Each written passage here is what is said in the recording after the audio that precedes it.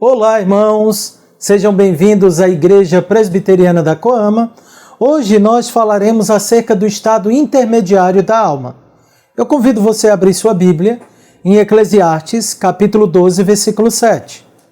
Eclesiastes, capítulo 12, versículo 7. Diz assim a palavra da salvação: E o pó volte à terra como era, e o espírito volte a Deus que o deu. Oremos, queridos. Bom e gracioso Deus, tenha misericórdia de nós. Abra o nosso entendimento, nos faça entender essa verdade acerca da Tua palavra e nos edifique, ó Deus Santo, por intermédio dela. É no nome de Cristo Jesus que nós oramos. Amém. Queridos, a igreja sempre ensinou, de modo majoritário, que entre a morte e a ressurreição final, o justo desfruta de relativa bem-aventurança. E quando eu digo relativa, eu não quero dizer que ele sofre no seu estado intermediário de algum infortúnio ou sofrimento, mas que ele ainda não goza de toda bem-aventurança, uma vez que ele ainda aguarda a ressurreição do corpo. E aí ele aguarda então esse estado final. Do mesmo modo, a igreja também sempre acreditou de maneira bem expressiva, que o ímpio, em decorrência de sua morte, ele também desfruta, ou melhor, não é bem um desfrute, né? Ele também ele continua a existir, mas num estado de aflição relativa, no sentido de que ele também aguarda a ressurreição do corpo para receber então a sua punição, sua sentença final. No entanto, no decorrer da história, a igreja sempre teve que lidar com algumas heresias ou heterodoxias, né? É o caso da criação dos lugares intermediários por parte da igreja de Roma. Há pelo menos 3 lugares intermediários criados por Roma. Eu já até falei deles na igreja da Coama. Você tem o Limbus Infanto, que é um lugar que a igreja católica romana diz haver, né? Devido ao fato de que eles acreditam na regeneração batismal, então aquelas crianças que morreram sem terem recebido o batismo, elas não podem gozar das beatitudes eternas, né? Então elas não podem ir para o céu porque elas não foram batizadas. Mas a igreja romana, devido ao seu semipelagianismo, também não acredita que estas crianças possam ir para o inferno. Então eles acreditam que há uma necessidade lógica de um lugar específico para as crianças não batizadas. E aí eles criaram o conceito de Limbus Infanto, um lugar para essas crianças, onde elas não gozam nem das misérias eternas e nem das beatitudes eternas. Também eles criaram um lugar, eles afirmam haver um lugar chamado Limbus Patrum, um lugar que, segundo eles, era necessário para os santos do Antigo Testamento que criam em Cristo, mas uma vez que Cristo ainda não tinha vindo consumar sua obra, então eles não poderiam ir para o céu. Então, quando Cristo consuma sua obra, é que eles adentram então as beatitudes eternas. De acordo com esse pensamento, o Limbus Patrum está vazio, né? Então existe um lugar intermediário vazio. É uma loucura, é óbvio. Uma vez que aqueles que criam na obra de Cristo, eles receberam os benefícios da obra de Cristo, uma vez que o sacrifício de Cristo era certo, né? O presbítero Fernando expôs isso na aula anterior, quando ele falou de Cristo, o mediador, mostrando que os santos do Antigo Testamento foram salvos de fato porque criam verdadeiramente em Cristo, ok? E um último lugar criado pelos católicos romanos é o purgatório.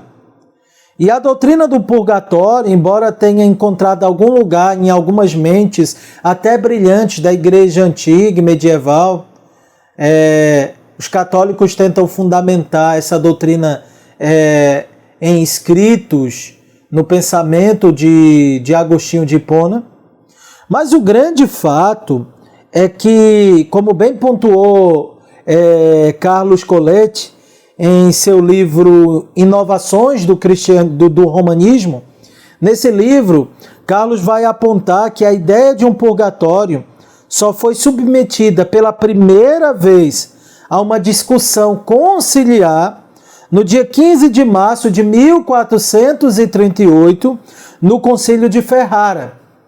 Concílio esse que foi continuado pelo Concílio de Florença no ano seguinte, 1439, e é nesse Concílio de Florença que essa doutrina é pela primeira vez admitida oficialmente pela Igreja de Roma. Logicamente foi uma invenção da Igreja Romana, ok? E o que ensina a doutrina do purgatório? A doutrina do purgatório, de acordo com o Catecismo de Trento, né, Catecismo oficial da Igreja Romana, o purgatório refere-se a um fogo depurativo, a um lugar na qual as almas dos fiéis são atormentadas, digamos assim, por um certo tempo, embora eles afirmam que não é um lugar de punição, é um lugar de purificação. Mas as almas desses fiéis são atormentadas por um certo tempo, sendo então purificadas de seus pecados para depois adentrarem ao céu. E aí o tempo depende da quantidade de pecado de cada um.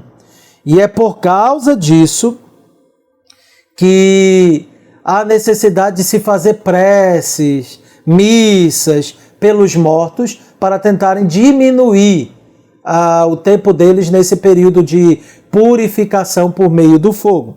É importante salientar que para a Igreja de Roma, as almas dos que são perfeitamente puros adentram imediatamente os céus, enquanto que aqueles que cometeram pecados mortais, né, eles vão imediatamente para o inferno. Todavia, há alguns que não cometeram pecados mortais, que foram batizados, mas que cometeram pecados veniais, que é como a Igreja de Roma assim denomina. Então, esses precisam ser purificados para poderem gozar das beatitudes eternas. E aí, esse lugar de purificação é o que eles chamam de purgatório. E aí, eles tentam, inclusive, fundamentar isso nas Sagradas Escrituras. Todavia, o principal fundamento deles não são as Escrituras, mas é um livro apócrifo. Segundo Macabeus, né, segundo o livro dos Macabeus, melhor dizendo, no capítulo 12, versículo 44 a 46, nós lemos o seguinte, esse é o principal texto. Segundo o livro dos Macabeus, capítulo 12, versículo 44 a 46, diz assim: Pois se ele, no caso Judas Macabeus, não julgasse que os mortos ressuscitariam, teria sido vão e supérfluo rezar por eles. Mas se ele acreditava que uma belíssima recompensa aguardava os que morrem piedosamente, era esse um bom e religioso pensamento. Eis porque ele pediu um sacrifício expiatório para que os mortos fossem livres de suas faltas. Então, Judas Macabeus pede para que se faça sacrifício pelos mortos e orem pelos mortos para que eles sejam livres. Então, ele acreditava numa espécie de expiação tardia ou expiação final. Então, eles precisavam ser purificados mesmo após a sua morte. E esse é o principal texto. E é também da crença no purgatório que surge a necessidade de orar pelos mortos. Aí vocês devem se lembrar do que eu falei de C.S. Lewis, que ele orava pelos mortos, embora ele tinha dificuldade de interceder por sua amada, né? Ele tanto orava pelos mortos nesse sentido, quanto na obra ele conversa, né? Ele fala, se direciona à sua amada nesse sentido também, né? E é uma crença de muitos cristãos modernos, de que acreditam que podem orar pelos mortos, né? E aí não é uma crença só romanista, embora surja dentro da Igreja de Roma, ok? C.S. Lewis não era romanista, era anglicano, e acreditava que poderia orar pelos mortos, ok? Eles ainda usam alguns textos bíblicos para fundamentar isso. Eu não vou me deter neles todos, nós não temos tempo para isso, eu quero apenas mostrar o pensamento deles. Então, a principal base é do livro de Macabeus, mas se você abrir Mateus 12, versículo 32, eles utilizam também esse texto. Mateus 12, 32. quando ali no contexto da blasfêmia contra o Espírito Santo, Cristo diz: se alguém proferir alguma palavra contra o Filho do Homem, ser-lhe-á isso perdoado. Mas se alguém falar contra o Espírito Santo, não lhe será isso perdoado, nem neste mundo e nem no porvir. Então eles deduzem daí, tá vendo? É possível ser perdoado no porvir. Só que não é o que Cristo está falando. Cristo está apenas enfatizando a impossibilidade de haver perdão.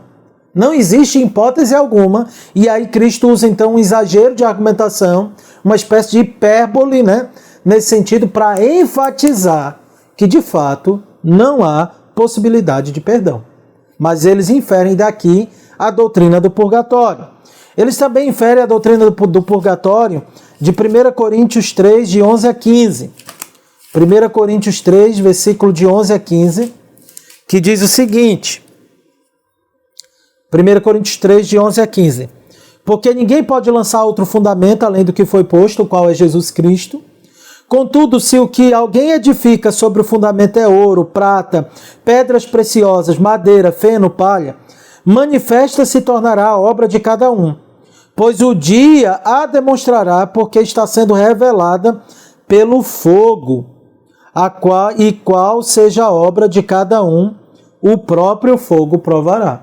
Daqui eles deduzem de que há um fogo num lugar que eles chamam de purgatório, que vai purificar aqueles que irão para o céu, mas que precisam ainda ser purificados. Aí eles usam outros textos, como por exemplo o fato de que a Escritura diz que sem a santificação ninguém verá o Senhor, o Apocalipse que vai dizer que nenhum impuro adentrará também o reino dos céus. Então eles dizem, tá vendo? Se você morre em algum pecado, você precisa ter uma purificação final para você então finalmente poder adentrar os céus. Olha, queridos, isso é uma loucura. Esse texto, como tantos outros, apontam a necessidade da santificação.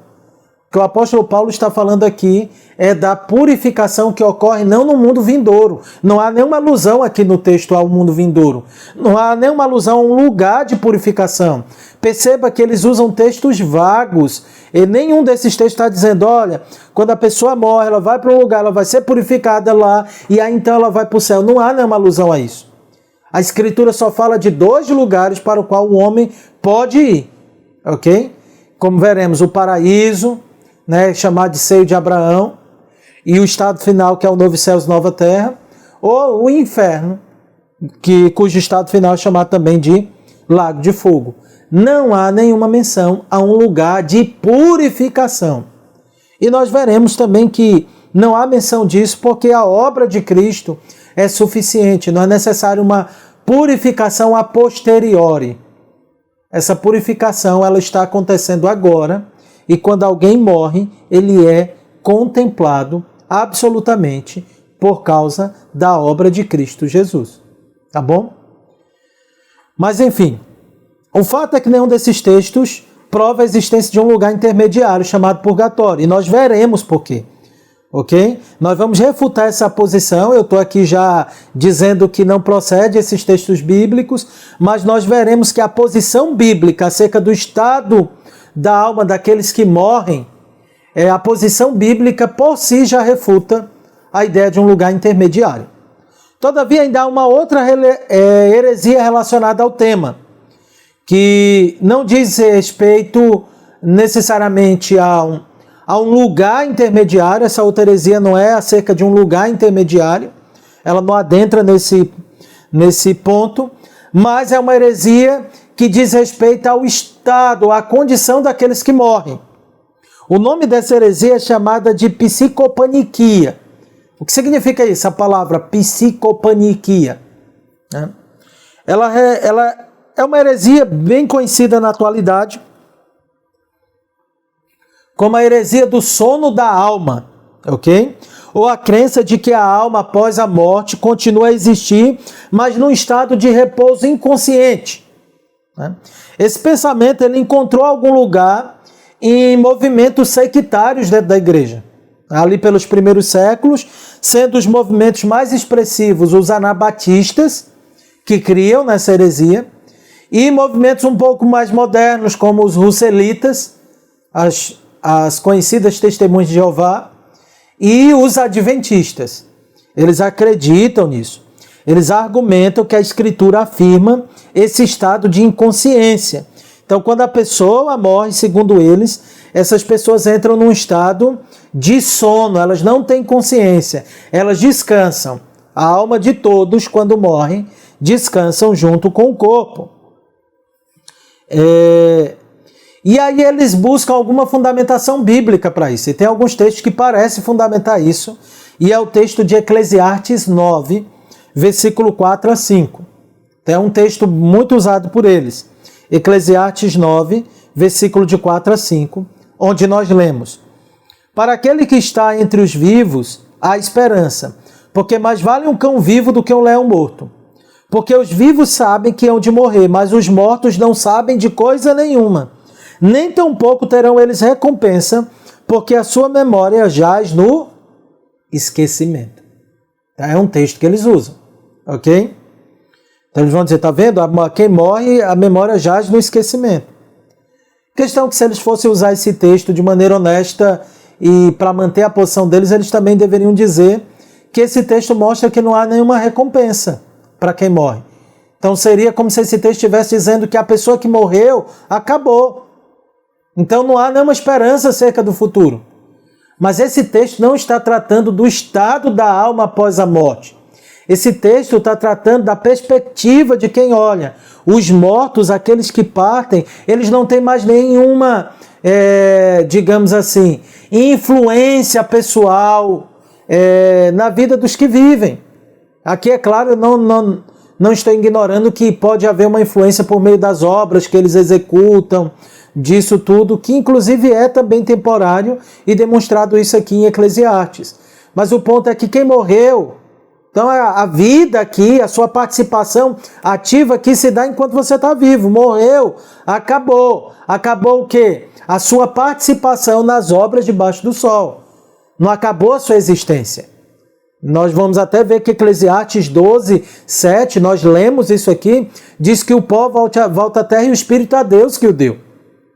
E Eclesiastes termina chamando exatamente a temer o Senhor, porque a nossa esperança está nisso, em temer ao Senhor e viver na presença dEle para todo sempre. Mas o texto de Eclesiastes não está demonstrando, não está falando da vida após a morte, do estado após a morte, tá bom? E como é que nós sabemos disso? Porque Eclesiastes não desmente o que o restante da Escritura aponta. E nós veremos que a Escritura claramente demonstra que nós continuamos a existir conscientes após a nossa morte. Veremos isso logo mais. Mas eles utilizam ainda outro texto, João 11, versículo de 11 a 14. Quando Cristo diz, nosso amigo Lázaro adormeceu, mas vou para despertá-lo. Disseram-lhe, pois os discípulos, Senhor, se dorme estará salvo. Jesus, porém, falara com respeito à morte de Lázaro, mas ele supunha que tivesse falado do repouso do sono. Então Jesus lhes disse claramente, Lázaro morreu. Ok? Aí eles vão usar esse texto dizendo, tá vendo? A morte ela é tratada na Escritura como um sono. É o que eles vão argumentar. E aí há outros textos, 1 Tessalonicenses 4,13 fala dos mortos como que dormindo, dizendo aqueles que dormem. Aí ele está vendo? Há um sono. Quando a pessoa morre, ela entra num sono, num estado de inconsciência. Ora, queridos, não há fundamentação bíblica para isso. Inclusive, há uma obra que João Calvino escreveu chamada exatamente Psicopaniquia, onde ele combate essa heresia. Essa obra se encontra nesse volume 1 das obras de João Calvino, já traduzida em português. Vale a pena ler, tá bom? Então, é uma das obras que se encontra aqui nesse primeiro volume aqui, ok? A famosa obra dele, Psicopaniquia, onde ele explora essa doutrina e derruba ela, tá bom? Mas essa doutrina ela não tem fundamentação, porque quando a Escritura está falando acerca, a Escritura usa o termo sono ou dormir para se referir à morte, especificamente o termo dormir, é um eufemismo que a Escritura está usando. Não está dizendo que a alma fica inconsciente. Isso é inferido de maneira descabida. Não há fundamentação. E outra coisa, esse termo ele é usado para descrever o corpo e não a alma. Porque de fato é essa a sensação que nós temos quando vemos um corpo morto. É como se ele estivesse dormindo. É parecido, é semelhante, por isso se usa esse eufemismo, ok? Mas o ponto, queridos, é que a posição bíblica ela fala de um estado ou condição intermediária. Isto é, um estado entre essa vida e a ressurreição.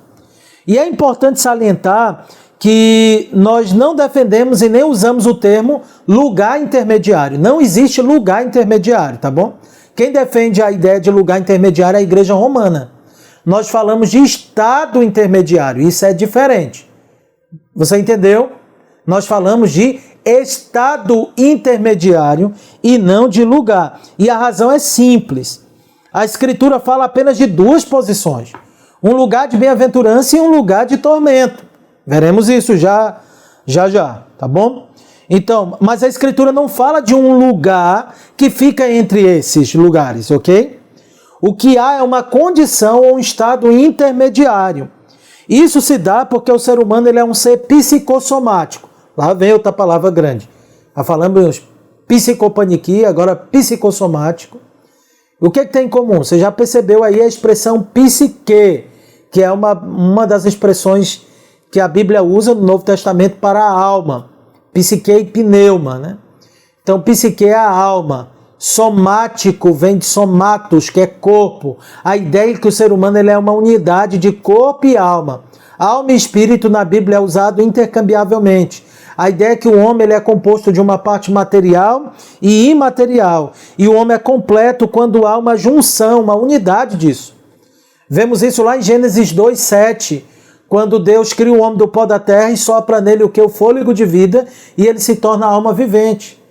Então ele se torna essa alma vivente quando sua alma, seu espírito é unido ao seu corpo, quando o espírito é unido ao corpo.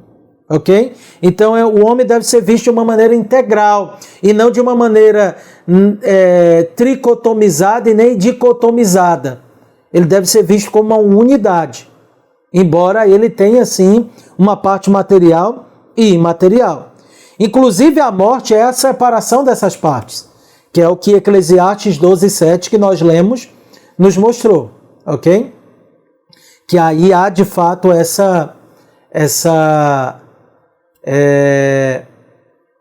que de fato há essa separação de uma parte material e imaterial, o pó voltando à terra como era e o espírito a Deus que o deu. E aí o que nós veremos é que essa alma, quando ela é separada do corpo, ela continua a existir conscientemente, ou num estado de bem-aventurança ou de miséria, dependendo. Se for a alma do justo, no estado de bem-aventurança. Se for a alma do ímpio, no estado de miséria. Então nós chamamos de estado intermediário o estado que a alma está separada do corpo e aguarda a ressurreição. Por isso que é um estado e não um lugar, entendem? Ah, mas não vai para um lugar específico? Vai, mas não é um lugar intermediário. A ênfase não está na posição ou no lugar que essa pessoa fica. Ela vai para a presença de Deus ou ela vai para o lugar de tormento. Ok? Apenas dois lugares. Mas há um estado intermediário. No sentido de que o justo, quando ele morre, ele goza de uma bem-aventurança, mas ele ainda não goza dela plenamente porque ele não tem o seu corpo. E o ímpio goza de uma miséria, mas ainda, ou melhor, o termo gozar e desfrutar não é o mais apropriado, porque não é um lugar de alegria, não é um lugar de deleite. Mas o ímpio ele é afligido, sim, por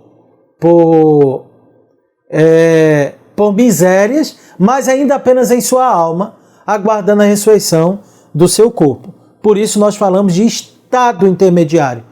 É o estado entre essa vida e a do porvir. Então é o estado em que as almas se encontram fora do seu corpo, aguardando a ressurreição, o julgamento final e o seu estado final. Tá bom? Então isso precisa ficar definido. Definido isso, então vejamos qual é o estado do ímpio após a morte. E a Escritura vai deixar clara que o ímpio após a morte, ele vai existir numa condição de miséria. E aí é importante pontuar uma coisa: a Escritura não passa muito tempo descrevendo a condição do ímpio nesse estado intermediário. A Escritura fala muito do estado final dos ímpios, mas ela não fala tanto acerca desse estado intermediário, porque a Escritura dá ênfase no estado do justo. A ênfase é aqueles que estão em Cristo e não aqueles que estão fora de Cristo nesse estado intermediário, tá bom? Contudo, o que a Escritura nos fala é suficiente. E aí a gente pode deduzir isso de algumas maneiras. De uma maneira direta, no que a Escritura própria descreve acerca do ímpio, e também pela inferência da vida do justo, ok? Nesse estado intermediário. Então, o que a Escritura diz acerca do ímpio de maneira clara? Se você abrir lá 2 de Pedro 2, versículo 4 a 9, eu convido você a abrir, segunda epístola de Pedro, capítulo 2, versículo de 4 a 9, Pedro vai falar dos ímpios, assim como os anjos caindo, vivendo numa condição de prisão, num lugar aprisionado, aguardando o juízo. Diz assim, 2 de Pedro 2, 4, 9. Embora eles aguardam o juízo, mas eles já sofrem, já são afligidos. É como alguém que está preso em flagrante por ter cometido um delito terrível e aí ele precisa estar aprisionado, então ele já está ali sofrendo, mas ele aguarda a sua sentença final. Assim é o caso daqueles que morrem fora de Cristo. Diz assim o texto, 2 de Pedro 2, de 4 a 9. Ora, se Deus não poupou anjos quando pecaram, antes precipitando-os no inferno, onde é que eles estão precipitados? No inferno. Os entregou a abismo de treva, reservando-os para juízo, e não poupou o mundo antigo, mas preservou a Noé, pregador da justiça, e mais 7 pessoas, quando fez vir o dilúvio sobre o mundo de ímpios, e reduzindo a cinza as cidades de Sodoma e Gomorra, ordenou-as a ruína completa, tendo-as posto como exemplo a quantos vêm a viver impiamente, e livrou o justo Ló, afligido pelo procedimento libertino daqueles insubordinados, porque este justo, pelo que via e ouvia quando habitava entre eles, atormentava sua alma justa, cada dia por causa das obras iníquas daquele. Aí olha o versículo 9. É porque o Senhor sabe livrar da provação os piedosos e reservar sob castigo os injustos para o dia de juízo. É claro esse texto. Os ímpios estão reservados sob castigo, ou seja, eles estão sendo punidos. Então eles não estão num lugar intermediário e eles nem estão adormecidos ou inconscientes, eles estão sendo o quê? Castigados. E aí esse texto ele é importante porque nós percebemos que Cristo explicou já o que acontece com o ímpio quando ele morre, lá na parábola do rico e do Lázaro. Esse é um texto que os adventistas gostam de negá-lo, dizendo, não, é só uma parábola, eu não devo pegar literalmente. Mas é incrível como esse texto, essa parábola, descreve exatamente o que Pedro acabou de nos dizer. Abra lá em Lucas capítulo 16, versículo 19 a 26. Lucas 16, versículo 19 a 26. E outra, uma parábola é para estabelecer para ilustrar uma verdade. E qual é a verdade que é ilustrada aqui? Senão que os ímpios são punidos e os justos são recompensados. Então, querer tirar o peso dessa parábola é uma loucura da parte deles. Entretanto, nós vimos aqui em 2 de Pedro 2,4 em diante a fundamentação. E aí diz assim o texto bíblico, né? Lucas 16, de 19 a 26. Ora, havia certo homem rico que se vestia de púrpura e de linho finíssimo e que todos os dias se regalava esplendidamente. Havia também certo mendigo chamado Lázaro, coberto de chagas, que jazia à porta daquele, e desejava alimentar-se das migalhas que caíam da mesa do rico, e até os cães vinham lamber-lhes as úlceras. Aconteceu, morreu o mendigo ser levado pelos anjos para onde? Para o seio de Abraão. Guarda essa informação. O mendigo foi para o seio de Abraão. Morreu também o rico e foi sepultado, aí olha o versículo 23, no inferno, no Hades, estando em tormentos, levantou os olhos e viu a longe Abraão e Lázaro no seu seio. Então, clamando, disse: Pai Abraão, tem misericórdia de mim, e manda Lázaro que molhe em água a ponta do dedo e me refresque a língua, porque estou atormentado nesta chama. Disse, porém, Abraão: Filho, lembra-te de que recebeste os teus bens em tua vida, e Lázaro igualmente os males. Agora, porém, aqui ele está consolado, e tu em tormentos. E além de tudo está posto um grande abismo entre nós e vós, de sorte que os que querem passar daqui para vós outros não podem, e nem os de lá passar para nós. Veja que nessa passagem não é falado de um lugar intermediário, de um lugar de purificação para esse rico, né?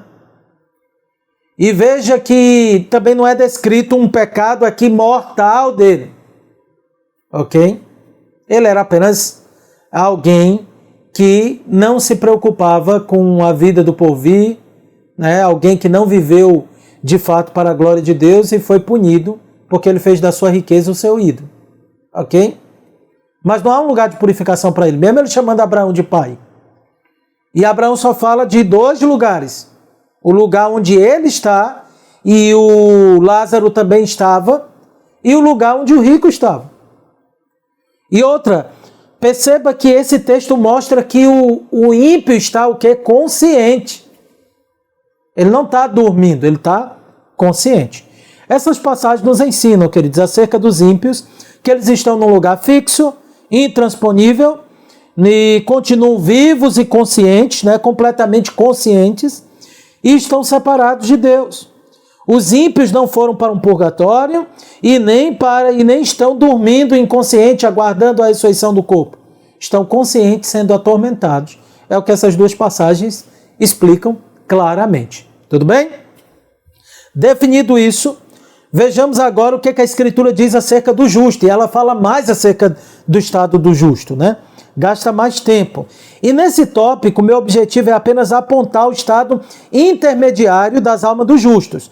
Eu não vou entrar em muitos detalhes aqui, até mesmo porque no sermão, logo mais à noite, eu vou falar da bem-aventurança daqueles que morrem no Senhor. Então, meu ponto aqui é apenas demonstrar que é bíblica a posição de que os justos, quando morrem, as suas almas continuam existindo consciente num estado de bem-aventurança. É só esse meu ponto. Você entendendo isso, a minha missão foi cumprida. Tá bom?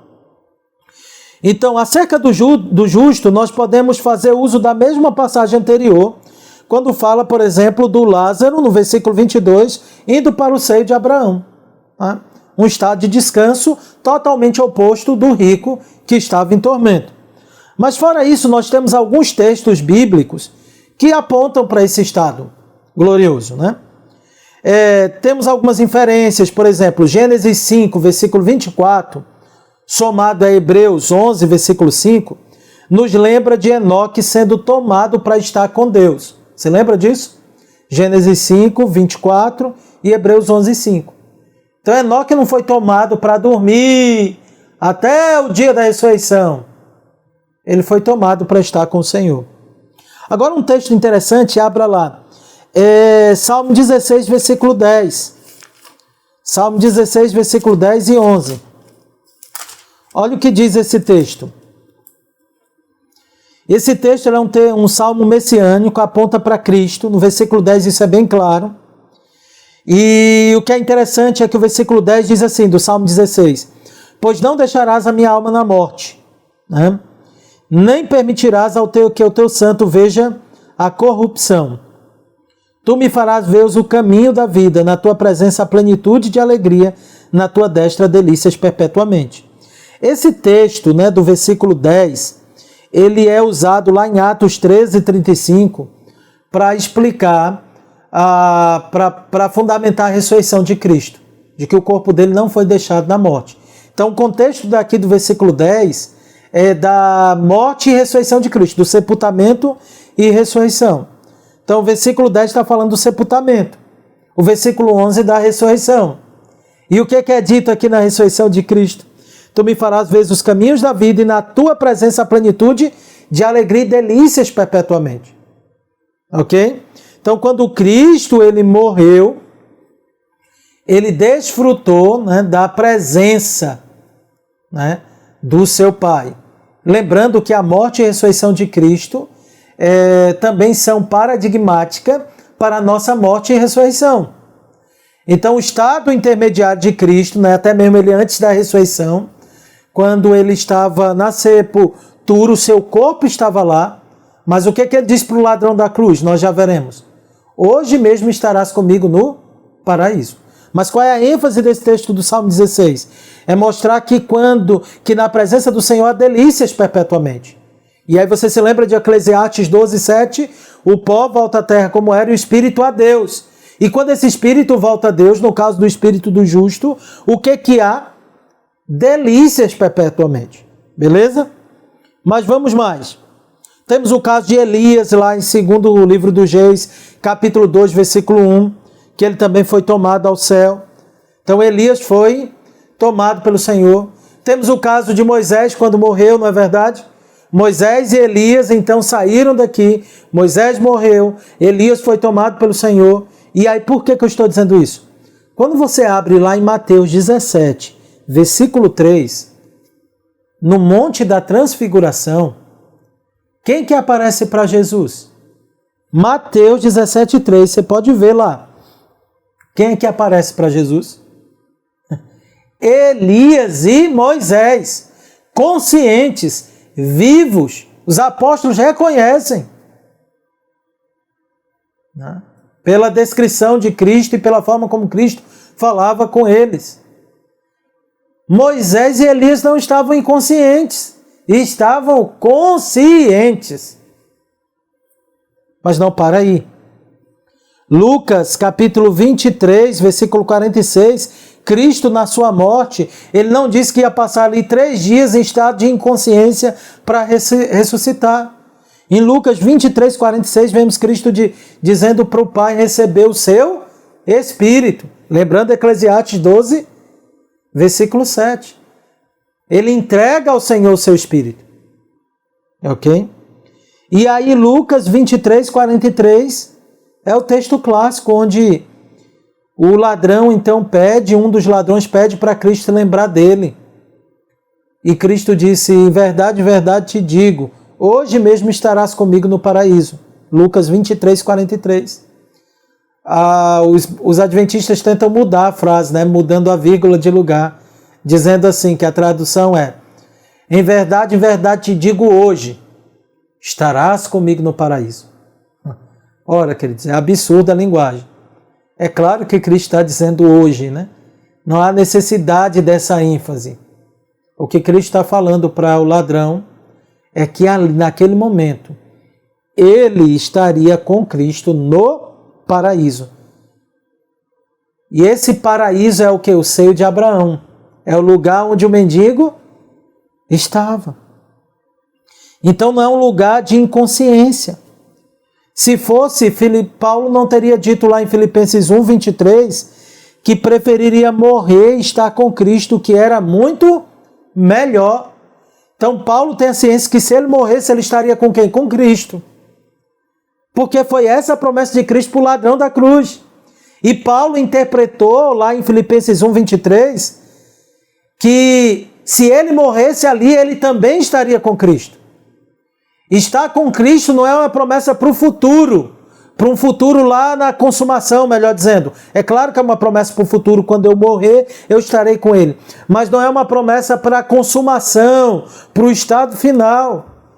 Morrer e partir já está com Cristo, é o que Paulo fala. Em 2 Coríntios 5:8, Paulo diz a mesma coisa. Fala sobre deixar esse tabernáculo, esse corpo, e habitar com o Senhor. Paulo não fala de um estado de inconsciência, de sonolência. Ele fala de estar com o Senhor, de habitar com Ele, o que é muito melhor. Hebreus capítulo 12, versículo 23, fala daqueles que estão na glória como o espírito dos justos aperfeiçoados. E no culto, essa passagem é interessante porque nos mostra que no culto nós nos unimos com esses irmãos. Diz assim, Hebreus 12, 23. do versículo 22 em diante, né? Mas tende chegado ao Monte Sião, a cidade do Deus vivo, a Jerusalém celestial, a incontável horte de anjos e a universal assembleia, a igreja dos primogênitos arrolado nos céus, e a Deus, o juiz de todos, e aos espíritos dos justos aperfeiçoados. No culto solene, nós nos juntamos com os anjos, com o espírito dos justos aperfeiçoados, em culto ao Senhor. Eles não estão dormindo, queridos. Eles estão conscientes. Por fim, abra Apocalipse 6:9, por favor. Apocalipse, capítulo 6, versículo 9. Diz assim. Apocalipse 6:9. Quando ele abriu o quinto selo, vi debaixo do altar as almas daqueles que tinham sido mortos por causa da palavra de Deus e por causa do testemunho que sustentavam. Clamaram em grande voz, dizendo: até quando, ó soberano Senhor, santo e verdadeiro, não julgas nem vingas o nosso sangue dos que habitam sobre a terra? Veja, o que é visto aqui no quinto selo? As almas dos que tinham sido mortos por causa da palavra de Deus. As almas estavam lá como? Inconscientes? Não, versículo 10, elas estão clamando pela justiça, pela manifestação da justiça de Deus. As almas dos justos não estão inconscientes, estão conscientes. Ok? Resumindo, queridos, tudo isso. As Escrituras evidenciam sobejamente que os santos, quando morrem, eles não passam por uma purificação posterior, eles simplesmente entram no descanso de maneira consciente. Eles partem e acordam na eternidade consciente. Ok? Então, essa é a verdade das Sagradas Escrituras. Então, há um estado intermediário, não um lugar. E nesse estado intermediário, a alma do justo e dos ímpios estão conscientes, aguardando a ressurreição do corpo. Cada um já recebe a sua parte prometida. Os justos já gozam de bem-aventurança e os ímpios já sofrem penalidades. Mas ambos aguardam o estado final. Ora, queridos, dito isso, permita-me ainda enfatizar algumas coisas. Em relação à doutrina do purgatório que falamos inicialmente. A doutrina do purgatório, ela é uma ofensa à obra perfeita de Cristo. Por quê? Porque a Escritura afirma em Hebreus 7:25 que Cristo pode salvar totalmente os que se achegam a Deus, vivendo sempre para interceder por eles. Esses santos, de acordo com esse texto, não precisam de um lugar de purificação. Cristo está à destra de Deus a interceder por eles. E Hebreus 7:25 diz que Cristo pode salvar totalmente. Em Hebreus 9:27-28 também é dito que aos homens está ordenado morrerem uma só vez, vindo depois disso o juízo. Assim também Cristo, tendo se oferecido uma vez para sempre, para tirar os pecados de muitos, aparecerá a segunda vez sem pecado aos que o aguardam para a salvação. O fato, queridos, é que aqueles que morrem simplesmente aguardam o juízo. Não há um estado intermediário. Morreu, o que se segue depois disso é o quê? O juízo. O juízo para os ímpios e a salvação para os justos. Então, qualquer doutrina que alegre uma obra de purificação a parte do que Cristo fez é anátema.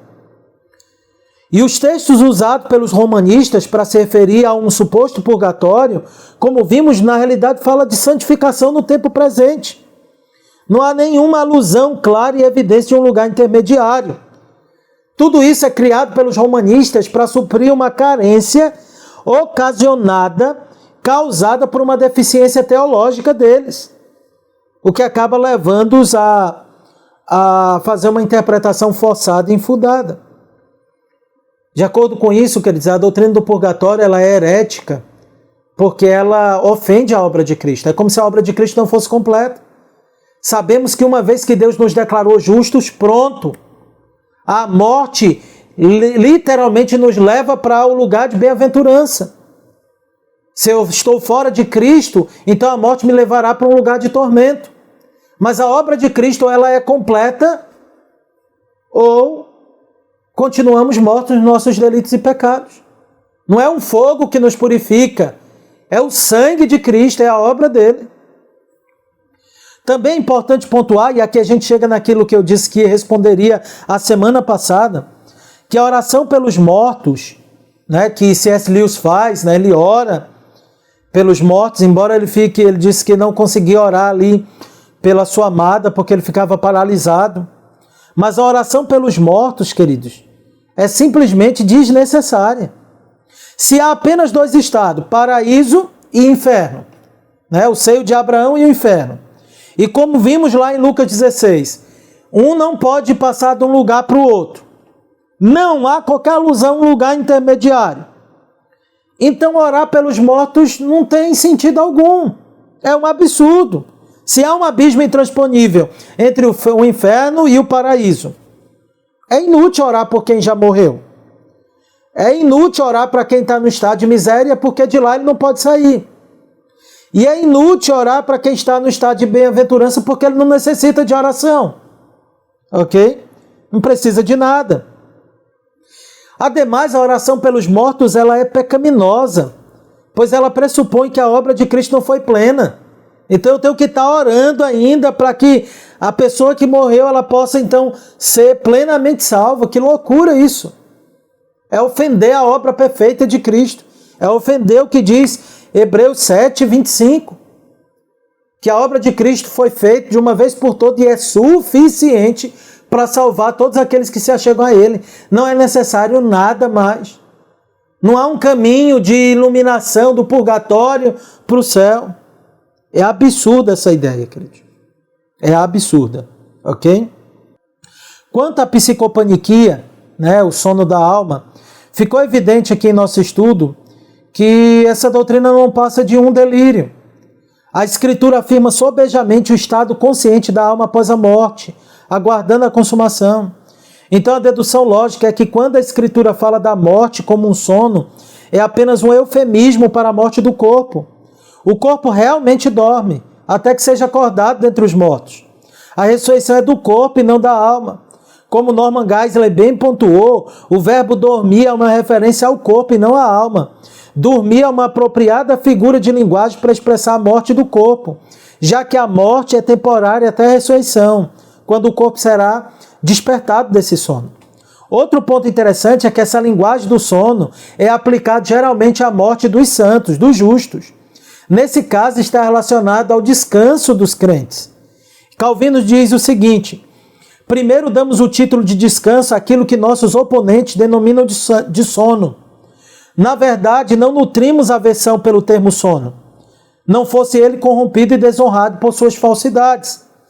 Segundo, por descanso entendemos não indolência ou letargia, ou algo semelhante ao torpor da embriaguez que eles atribuem à alma, mas tranquilidade de consciência e segurança, que sempre acompanha a fé, porém nunca está completa em todas as partes, até que venha a morte. Então a ideia de descansar, de dormir, é exatamente a ideia de entrar num repouso, mas num repouso consciente na presença de Deus, de desfrutar das delícias na presença do Senhor.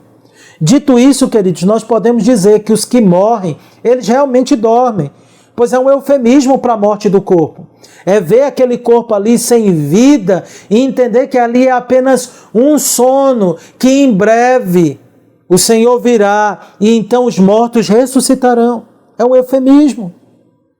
Mas nós devemos declarar enfaticamente que a alma, tanto dos ímpios quanto dos justos, continuam conscientes, aguardando seu estado final, como aqui ficou demonstrado. Não há nada parecido com tal de sono eterno da alma.